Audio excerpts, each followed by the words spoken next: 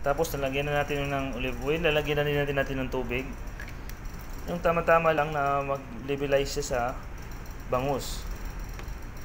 Yung olive oil naman, kailangan naka-level din siya sa isda. Saka lagyan na natin tubig. Mga 2 basong tubig. Tapos dagdagan pa natin ng asin.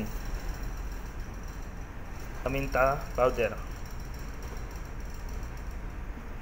At ngayon isasalang natin siya dito sa ating lutuan.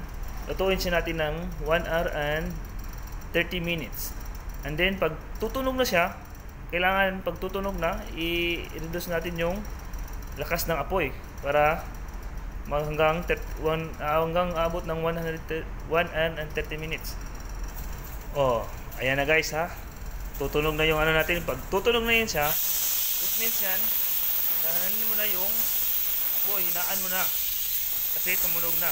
Hintayin mo na lang siya hanggang mag 1 hour and 30 minutes. Yun, luto na yan.